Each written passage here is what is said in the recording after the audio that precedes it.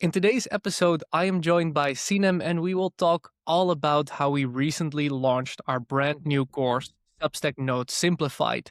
And we will actually go behind the scenes of every step of the course creation process on how we went from the first idea to how we then managed to launch it in under 14 days. Now, we know that a lot of you are interested in creating and selling your own mini course, so you can simply follow along with the steps that we'll be sharing in this episode today. Sinem, why do you think that so many people, especially on Substack, are interested in creating their own mini course? Because it's doable, right? When you think of creating a massive course or a huge coaching program, maybe a group coaching program, that can very easily feel overwhelming.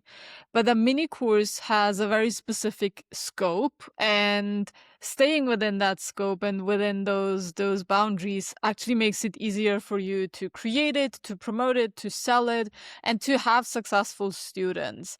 And what we see with our students time and time again is they need those simple steps and a simple structure they can follow. And especially if you are a newer creator, you are just starting to build your audience, or you're in these first couple hundred, first couple thousand subscribers that you have on your Substack, a mini course is very easy to pull off, and it just makes a lot of sense for a lot of ecosystems and infrastructures that we have seen with our clients as well.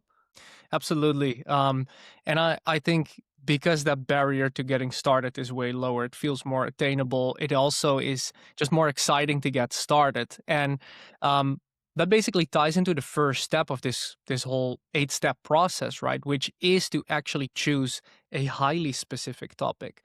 Why do you think, first of all, it's so important to start with a very specific topic? And how did we decide on the topic for our mini course? Mm.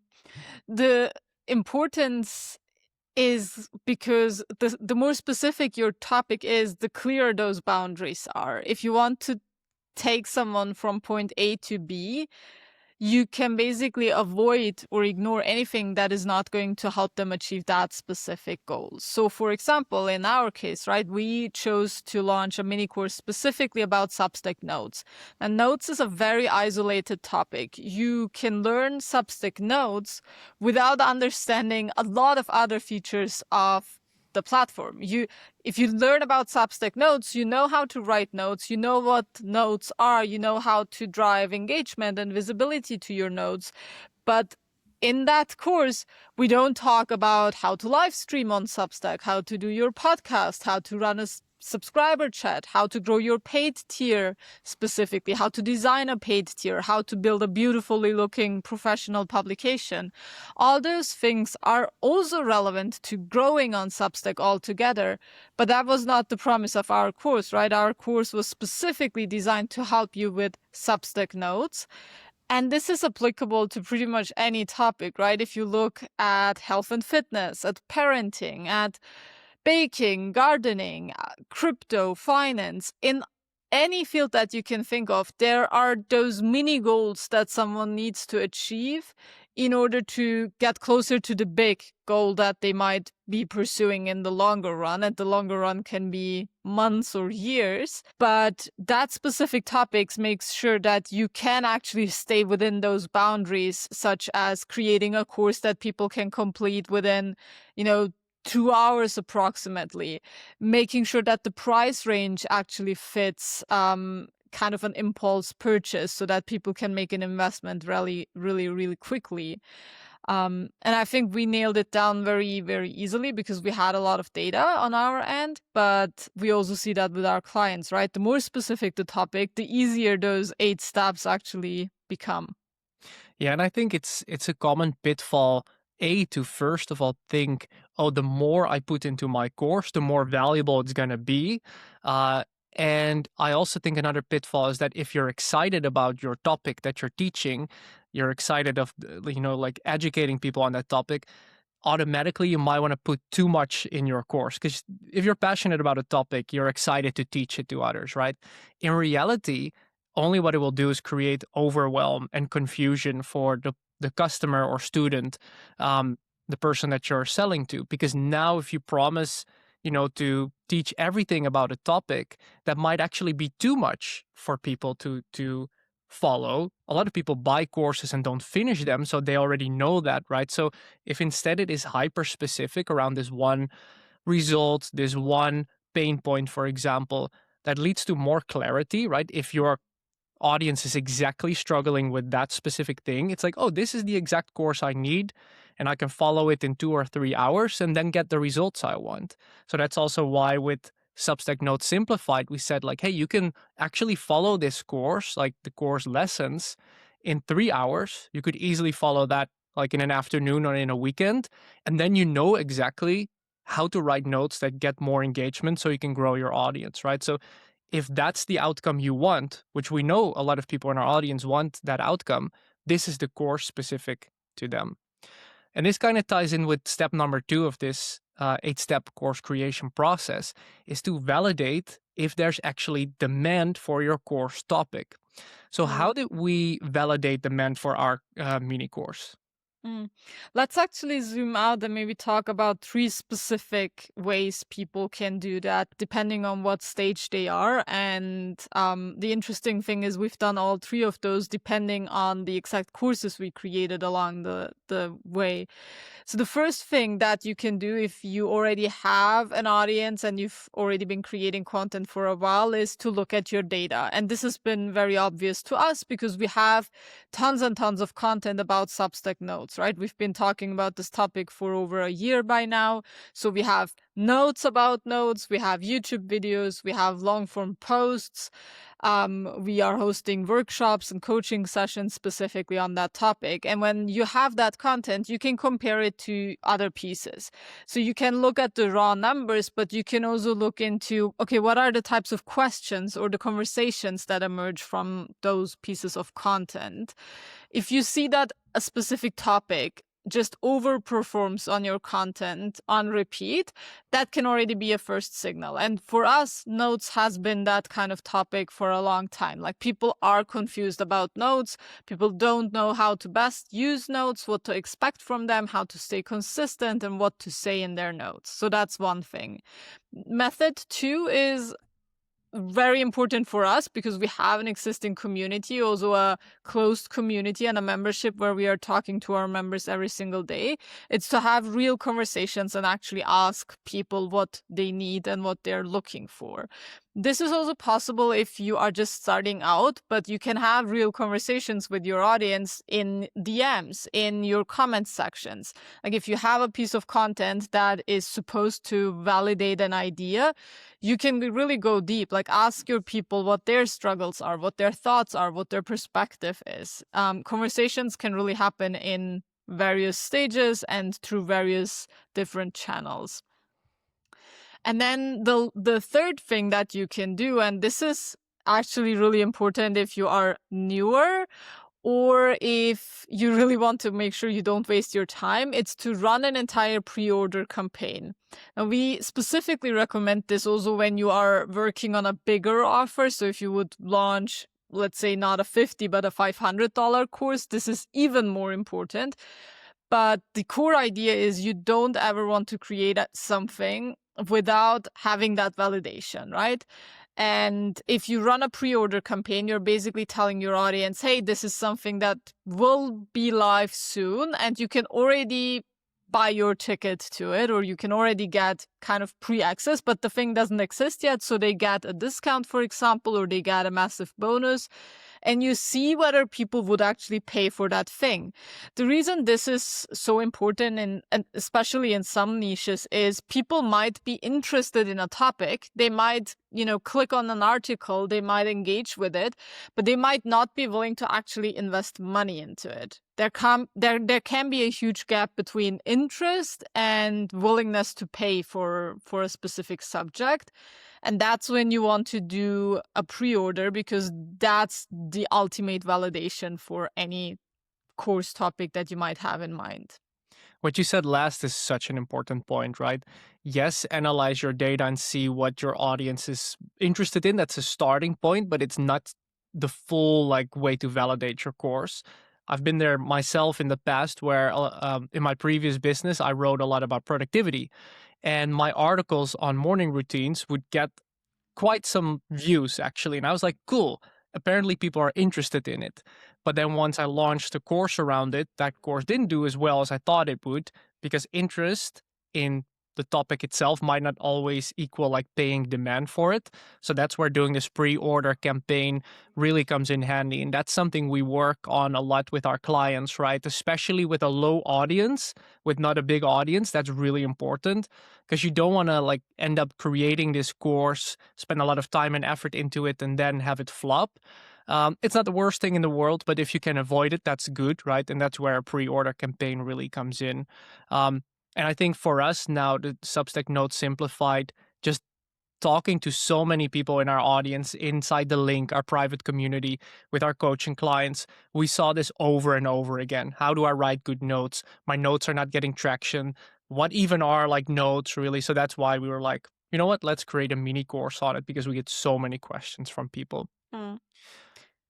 It also fits our entire ecosystem, right? Because before we launched the mini course, just a couple of weeks before actually, we launched a product on Gumroad in our store, which was 365 notes templates. Then we had an ebook that's basically a collection of hundreds of viral Substack notes. So we knew the topic was hot for the audience and we wanted to have different touch points. Maybe you don't want an entire course, but you want the templates. Maybe you don't like to work with templates because you don't like ideas, but you need to understand like how Substack notes work and what to expect from them and how to actually get the most from them and how to package your ideas in the right way. Then the course will make more sense. And I would say the last thing on validation is think about how this product is placed in your entire like product catalog or ecosystem. For us, this offer in particular also made sense because we knew this would be relevant for at least a couple of months into the future, more likely a couple of years. Like the topic won't be outdated. It's a hot topic right now, but it's also something that our clients will need support with in a couple of months, in a year or two. So we knew that it would be a solid product to have in our catalog overall. So the moment you've decided on a topic for your course, you've validated that there's enough demand, then it's really time to take step number 3, which is to create a course outline. This is really important. Never go and create a course without having created the outline first. The outline is basically not just your own roadmap for creating the course, but also the roadmap for your student, right? So basically, with an outline, it's this clear step-by-step roadmap that guides your course student from their current situation to the desired result that the course promises, right? And this is where you make the difference in, is it going to be a short mini course that delivers results fast, or is it going to be this massive flagship course, right? And I would say like try to keep it as short as possible so that way you stick to this specific topic and you actually help your course students go through it fast and get results fast. So usually an outline for a mini course has 3 to 5 modules, and each module would have like 3 to 7 short actionable lessons. That's usually a good formula for a mini course. This way you avoid information overload and you really focus on the most essential lessons. The important thing is to see every module like a clear step in the right direction and a step that builds on the previous step, right? So that way someone can go through the course starting from 0, and by the end of the last module, they are pretty much at the desired outcome that they want. So for Substack Notes Simplified, module number 1, for example, was Substack Notes 101, really covering the absolute basics of Substack Notes. What are they? How do you start writing them? Why should you even write them in the first place, right? Without this foundation first, it's difficult to go through the rest of the course. Second module was explaining the different types of notes, right? So that before you actually go and write a note, you understand, hey, these are the different types of notes that do well on the platform.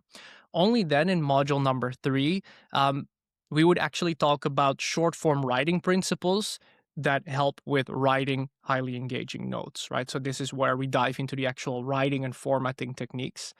And then the last module was all about note writing productivity. So how do you make sure that you actually get this done efficiently and consistently as well? So this way it becomes a full system, right? That you start with the basics in module 1, you move all the way to the end of module 4, which helps you to be consistent and efficient with writing notes. And this way, by having this clear outline before you start creating the course, right? In this scenario for this course, I was recording a lot of the videos. It is so helpful when you have an outline ready and you know exactly these are the exact videos I need to record. I would recommend you spend quite some time on your outline, because once you have an outline that works and you feel like this covers everything it needs to do, then you can really start getting into the recording flow of the actual lessons. Um, if you have an incomplete outline and you start recording videos, chances are it will become very messy, not just from your side, but also from the student side as well. So always have a clear outline. Then the next step is to actually go and create the course content, right? So if you have an outline, that's when you need to start creating the course. This is where we get a lot of questions like, should I do videos with just myself in the video? Should I do a screen share? Should I create slides? What should I do? First of all, it depends really a lot on your topic. For our course, it we wanted to do a bunch of screen sharing, right? Because I can do a lot of like fancy presentations on notes, but it's best to just actually go to Substack, show people real notes, write notes in real time, publish them in real time, edit them in real time. So what I did for our mini course, I use Loom to record my videos. This way you can capture your screen, but also have a small talking head in the bottom corner, which at least makes it personal, right? This is a common question we get a lot as well. Should I appear on camera? And yes or no? You don't have to. It's not a must. You can also do a screen recording without showing your face. I would just always have one video where you do show your face then, like in the introduction, right? Because you want to have that personal connection with your student as well. But our videos are almost always um, either a screen share with a talking head, or we create, and that's also, we did a few presentations, a few slides basically for this course, created using Canva. Canva is a really good tool to create your presentations if you want as well. And then really keep it simple. Your course does not have to be a Hollywood production. You do not have to add special effects. If you make small mistakes, if you say like a few times, if maybe you mess up a sentence here and there, completely okay, right? That makes you human. Uh, Most students are not like, they don't want the perfect polished course. They want you to actually help them go from A to B.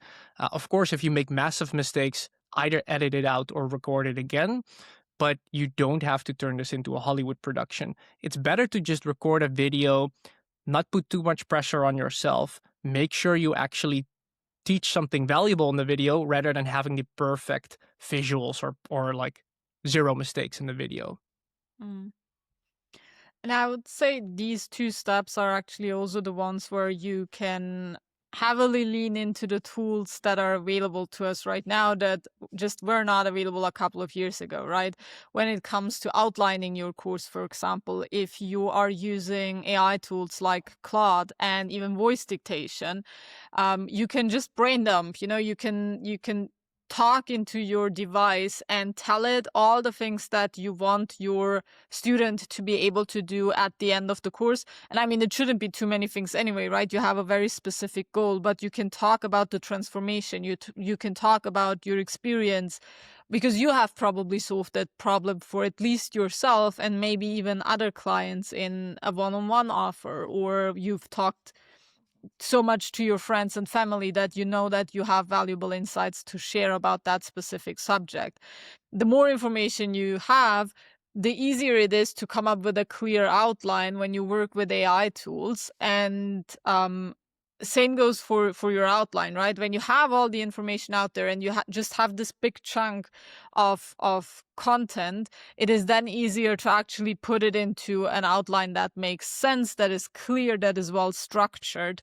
Because the worst thing you can do is just start recording module after module or lesson after lesson and just see where it goes. You really want to make sure it makes sense. And by the time you start recording, it's all ready, you have your setup ready, and you can confidently record, ideally even batch record, so that the recording is done relatively quickly. That's a great point. The batch recording, absolutely. Like when you have a clear outline, you can batch record, and I recommend that you do that as well, because it takes some time to get into this recording mode and maybe presenting mode. But once you're in that state of mind, in that flow already, it's so much easier to then move on to the next video. If you have to get into recording mode every day again and again, it might take you a while to do this. And actually, like, to take people really behind the scenes, right?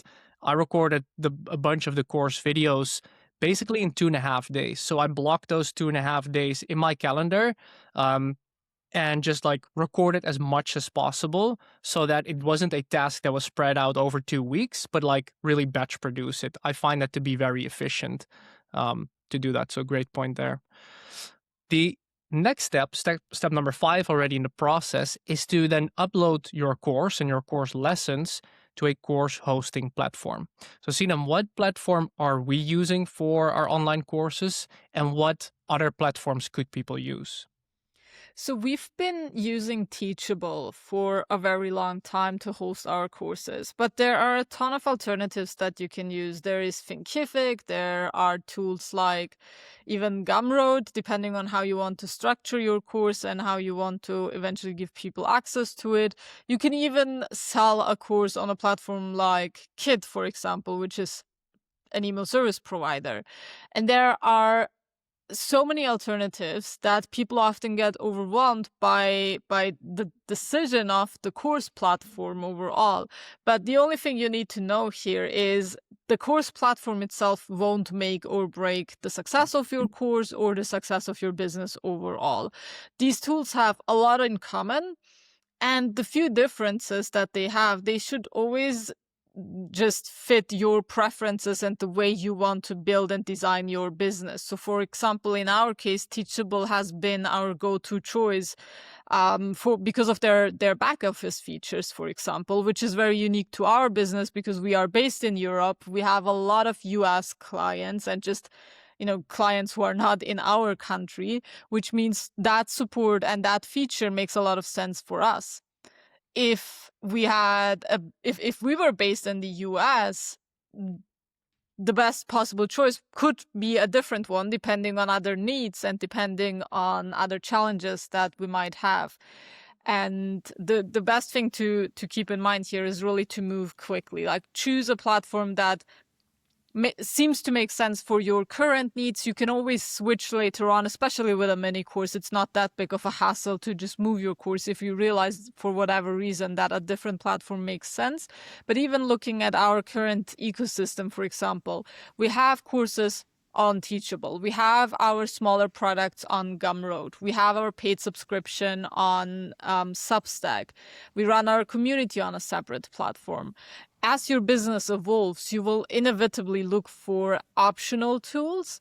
So start small and simple. Don't overcomplicate this decision based on where you might go in the future, because you really don't know which tools and which options you will need in the future. Just make it make sense for the status quo and make it possible for you to move quickly in this stage of the course creation process. Then the next step in the process, step number 6, and now we're already moving into like the marketing and sales side of things, is to price your course. In general, we recommend that a mini course is anywhere between $37 and usually $150, that more impulsive price range. Now, we decided on a price point of $97 for our launch price.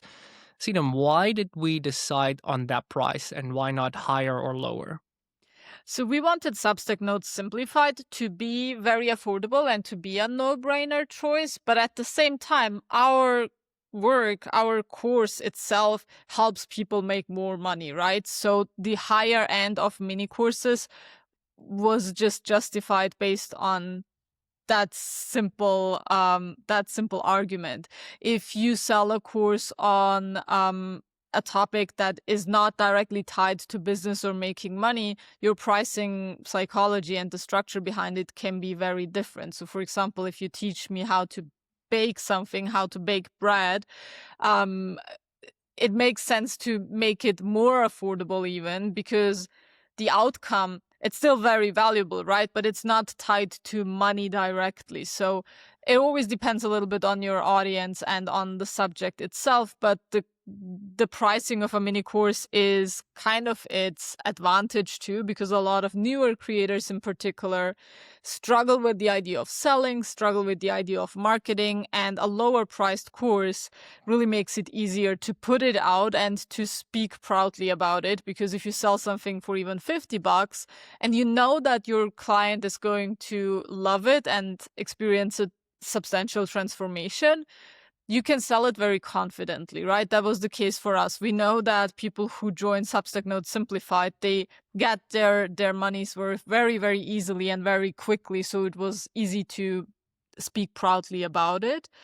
And we've actually also done something in the launch where we had an introductory offer, and then when that window was over, we actually went up with the price, because again, we knew that for that specific product it was a steal, and also because we added a bunch of bonuses to the course that are still available. And instead of removing the bonuses, we decided to just go up with the price after that first initial launch of the program. Yeah, and what's really important when it comes to pricing your course is that you never price it based on how long the course is. I see this from time to time where people are like, but if my course is like a 2-hour course, should I then make the price lower?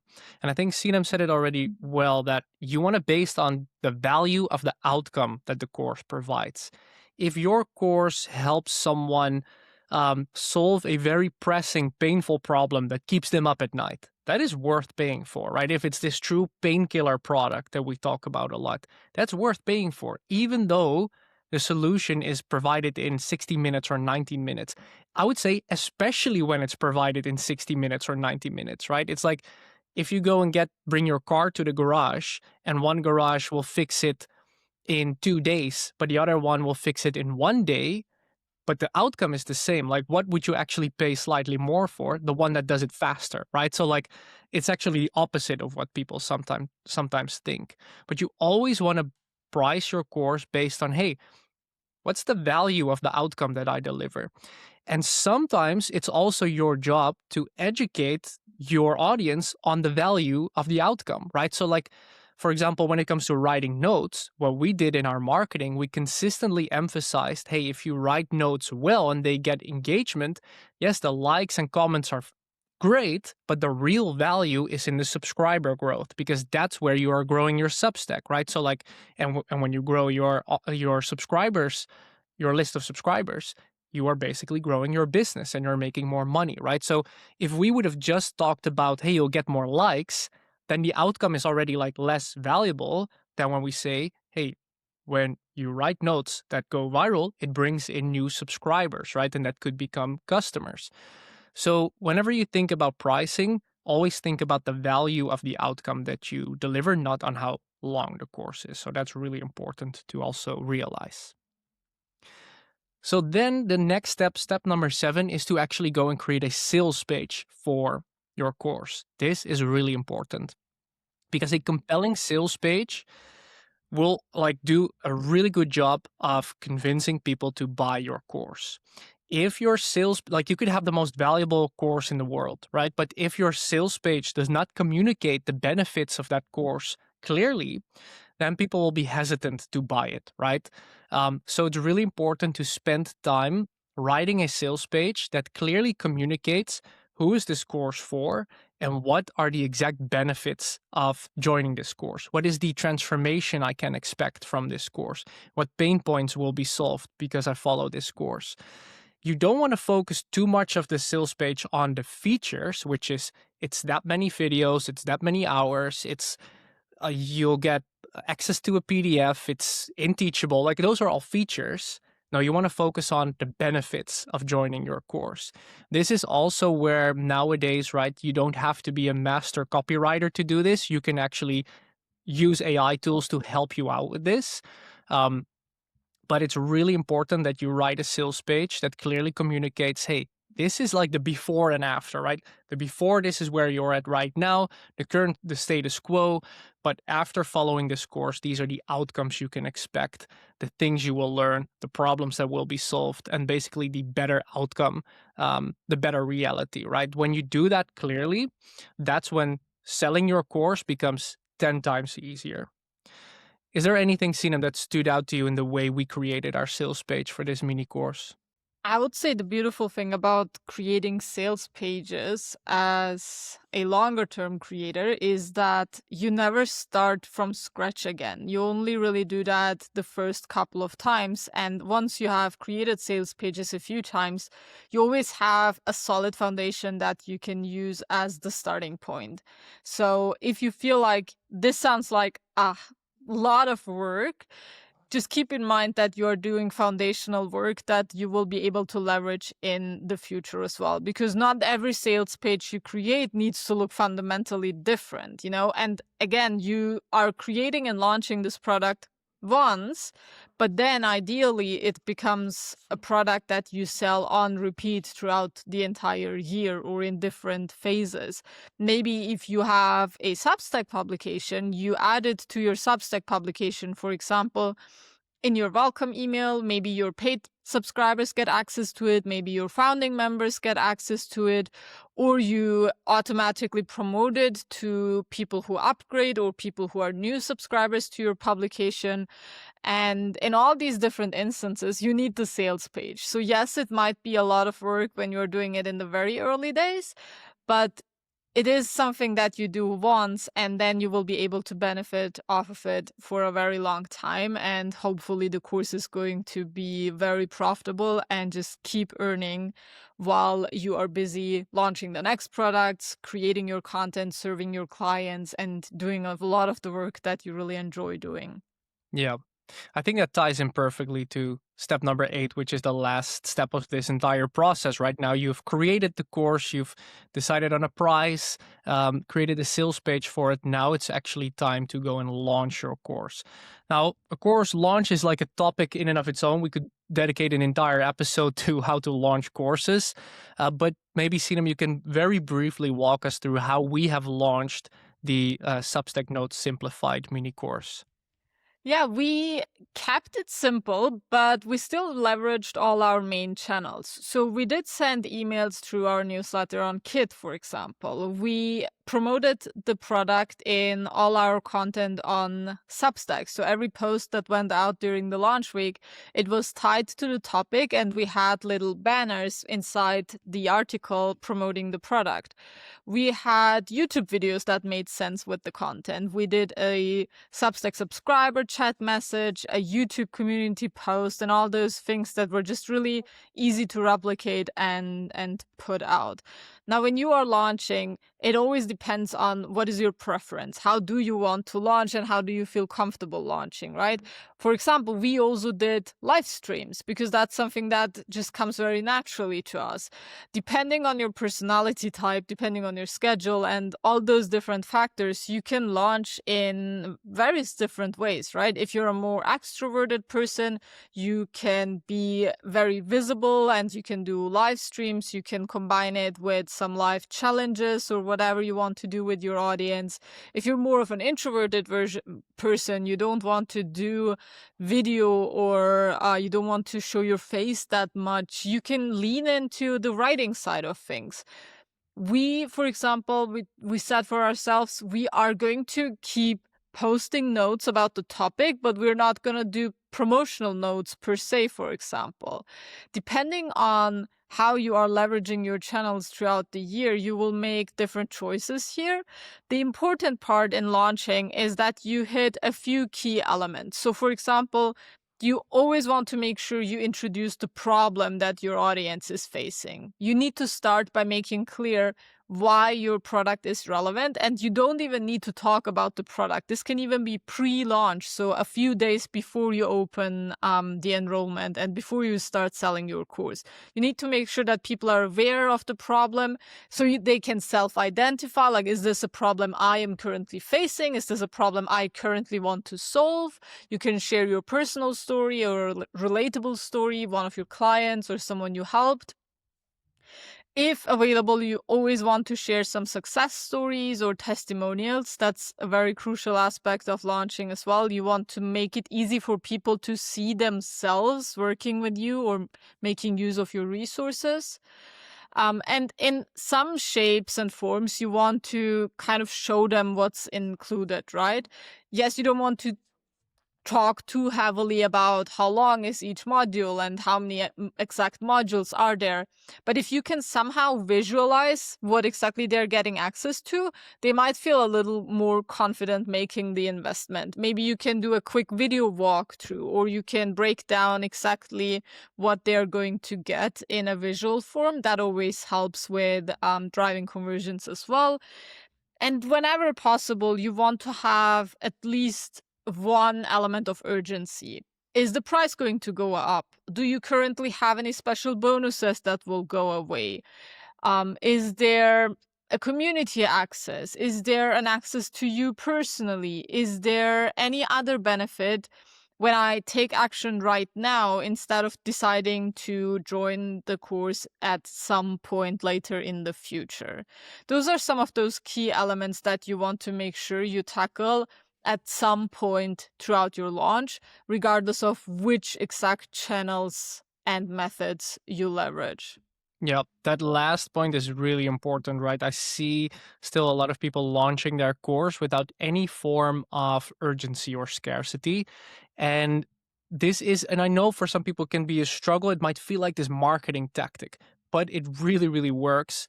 Why? Because the nature of like a lot of us is to be procrastinators, even if you're interested in buying something. If there is no negative consequence for not buying right now, people might postpone it. So they might see your course, they might read all your emails, check out the sales page and think, this is really cool, but you know what? Right now is not really the right time. I'll buy this someday, right? But when there is actually like, hey, like in 2 days or tomorrow, the price will increase, right? With our course, we actually said like, hey, the price will increase after the deadline. So a lot of people also bought in the last 24 hours because there was more urgency to do so. Right, so when you add an element like that or removing some bonuses, right, that are temporarily, you transform that, oh, I want to buy this course someday into I need to buy it today because otherwise I'm missing out, right? So definitely incorporate that element in a launch. It really, really helps. Now, that being said, like these were the 8 steps that we have followed ourselves to build and launch our own profitable mini course, Substack Notes Simplified. If you are interested in building your own mini course, highly recommend you follow these steps. But also feel free to drop a comment below if you need help with choosing your mini course topic, maybe with creating your course. Maybe it is more the marketing and launching side of your course. Whatever question you have about mini courses, just drop it in the comments below, and then we will get back to you to help you as best as possible. Because like Sinem said, yes, it's some work to like create this, right? And have this up and running. But the beauty of any digital product is that you do the majority of the work up front, and then you have a digital asset that now does most of the work for you. No matter what you're doing, right? You could be walking your dog, it could be the weekend, whatever. You could be making sales completely on autopilot, but it requires putting in that time and effort first up front, right? So once you have it up and running, it's just an amazing digital asset to have. But if you're stuck with any of the aspects, just drop a comment below and we will get back to you. So with that being said, thank you, Sinem, for jumping on today's episode, and thank you all for tuning in, and see you all on the next one.